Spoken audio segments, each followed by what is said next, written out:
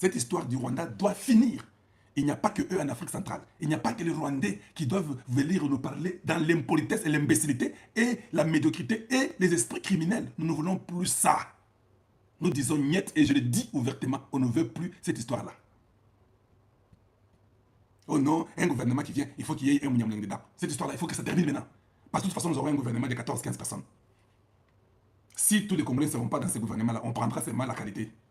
Pourquoi on doit oser aller prendre un étranger pour le garder dans le gouvernement, pour montrer au monde entier que non, et nous sommes bien, nous sommes un pays, et nous sommes hospitaliers. Nous refusons d'être hospitaliers. Les Américains sont là, non? Ils ont refusé de donner l'asile politique aux gens. Ils ont refusé d'être hospitaliers. Nous aussi, on doit refuser d'être hospitaliers. C'est votre droit. Enlevez votre politique stupide qu'on a dans la tête. Non, vous savez, quand vous faites ça, ils vont penser. Non, nous connaissons qui est qui. Nous savons qu'ils veulent la mort de notre président. Ils veulent que Tshisekedi meure. Nous nous connaissons.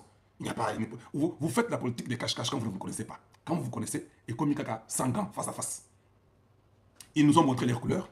Ils sont partis au Kenya. On a pris tous les Rwandais qui sont kenyans. On leur a dit, faites comme si vous êtes sous le nom de Banyamulenge. Ils sont partis à Washington. Ils ont pris tous les Rwandais, tous ceux qui sont là-bas. Ils leur ont dit, non, allez-y, aidez, c'est comme si vous êtes des Banyamulenge qu'on sort. Ça, c'est leur plan avec les Moïse Nyarugabo et tous ces imbéciles inutiles, là, les idiots qui viennent au Congo comme des maniaques qui nous tuent, qui pensent que nous devons dépendre d'eux. Ils viennent au Congo et puis ils disent que allez-y, marchez, parce que ça ne va pas. Et dans la liste là-bas, là où ils sont, dans la liste qu'ils ont mis en Suisse, Mwanga Tchitch doit être libéré. Filemon Yav doit être libéré. Comment Mwanga Tchitch doit être libéré? Vous êtes AFC M23. Mwanga Tchitch lui dit qu'il est congolais, qu'il a un parti politique au Congo. Mwanga Tchitch a travaillé avec les Jean-Marc Abound, pour votre information. Oui. Jean-Marc Abound et Mwanga Tchitch donnaient l'argent, selon ce que nous avons appris. Je n'ai pas de précision, mais j'ai appris que Mwanga Tchitch avait donné l'argent à Kabound. Voilà pourquoi Kabound dit que non, il faut libérer les prisonniers politiques. Les prisonniers politiques pour Kabound, c'est Mwanga Tchitch. Vous voulez nous importuner quoi? On a des politiciens médiocres et inutiles. Devant l'argent, ils tombent, ils se voient que c'est pas possible. On les achète comme des femmes prostituées. Ils sont derrière Hippolyte Kanambe, ils cherchent son argent. Les jours qu'ils apprendront que tous les 32 milliards de Kabila sont bloqués, ils vont tous les fuir. Ça, c'est quel politicien? Bah, politicien Anzala. Bien aimé, aimez la vidéo, s'il vous plaît. Avant, Katabo, aimez la vidéo. Bien aimé la vidéo, il faut partager. Donc, des politiciens Anzala qui, devant l'argent, ils tremblent, ils bougent dans tous les sens. Apprenez à ne pas bouger. Apprenez à ne pas suivre les gens derrière leurs fesses. Apprenez à arrêter à ne pas faire ça. Apprenez. Ici, c'est un problème de tout un peuple, d'une nation. C'est un problème de survie pour nous, les Congolais. Ça, vous arrêter. Ils peuvent vous dire là-bas au Rwanda, hey, ils appellent même survie au Kosa, ils appellent même survie Nabiso, ils appellent Nabiso. Tout ce qu'on vous dit là, que le peuple bantou, c'est un peuple pacifique et consort, c'est ça qu'on vous raconte pour vous amadouer. Nous ne sommes pas un peuple pacifique. Allez-y, demandez comment l'Afrique est dirigée par les grands peuples bantous. Nous avons plus de 60% du peuple bantou en Afrique. Comment on est à ces pourcentages-là? Vous avez compris? Donc nous sommes un peuple guerrier. Nos aïeux, nos parents, nos ancêtres étaient des guerriers. Qu'on ne vienne pas vous mentir aujourd'hui. Qu'on ne vienne pas vous dire que non, et vous savez, le peuple bantou, c'est un peuple pacifique, nous devons être... Non, non, non, non, non, nous ne voulons plus ces bêtises-là. Nous ne voulons plus ces bêtises-là. Vous venez, vous faites du mal au peuple congolais. Vous faites du mal au peuple congolais. Voilà maintenant que Kagame, il a fait tout. Il ne parvient pas. On voit les gens en Suisse qui font les négociations, qui demandent qu'on libère les gens qui sont arrêtés à cause de la guerre et qui financent la guerre. Dieu est tellement bon, je dis bien, Dieu est tellement bon, que Dieu nous aide à prendre toutes ces choses-là avant qu'on remplace la Constitution pour nous montrer. Voilà, ça, les AFC, ils ont le quota, ils ont Barwandé. Les M23, ils ont le quota, ils ont Barwandé. Les RCD Goma, ils ont le quota, ils ont Barwandé.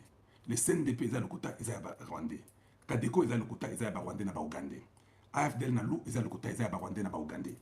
Le Red Tabara, ils ont le quota, ils ont Rwandais avec les Burundais opposants et consorts. Et les Tuntuanero, ce sont les Rwandais qui sont là-bas avec quelques Burundais. On a compris ça.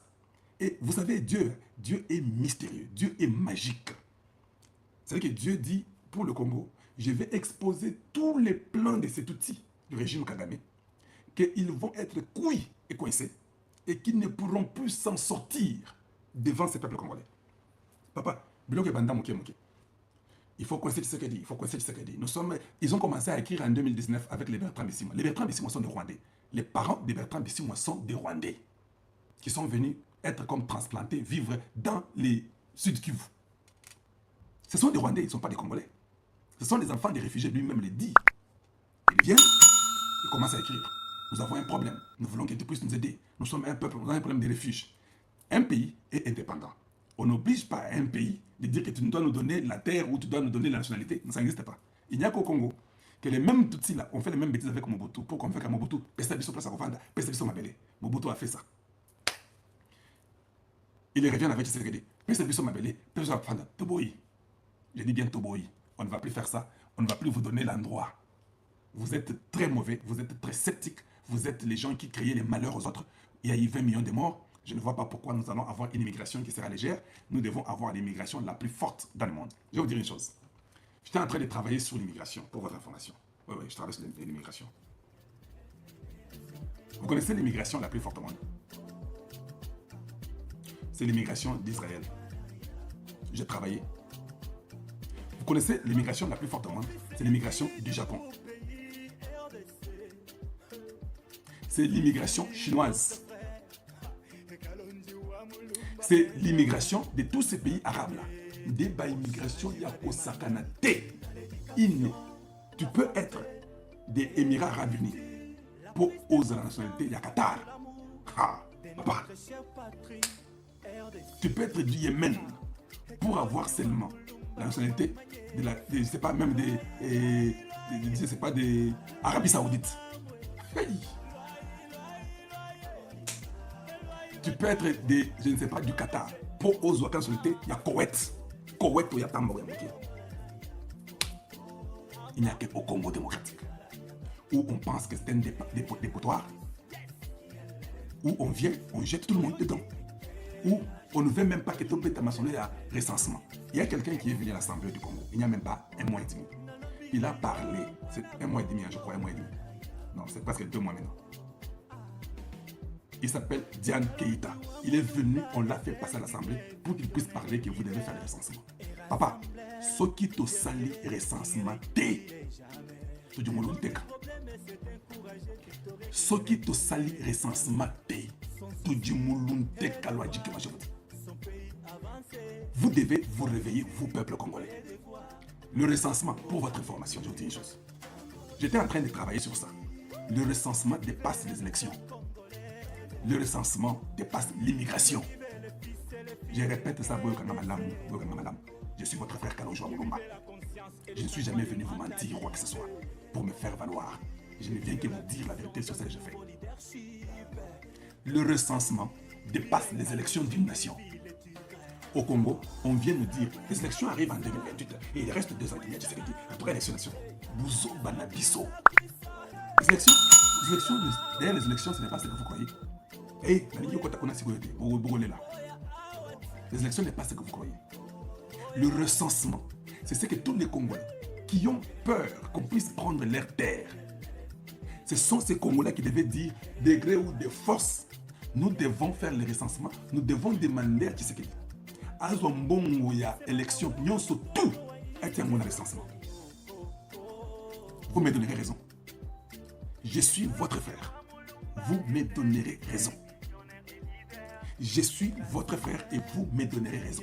Tout l'argent des élections, désormais, élections 2021, il faut déjà bannir ça, dire que nous n'irons jamais, plus jamais aux élections au Congo sans recensement.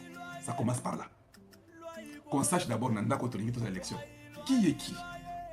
Qui est congolais et qui ne l'est pas? Papa Etienne Tshisekedi, qui est mon mentor, l'a dit.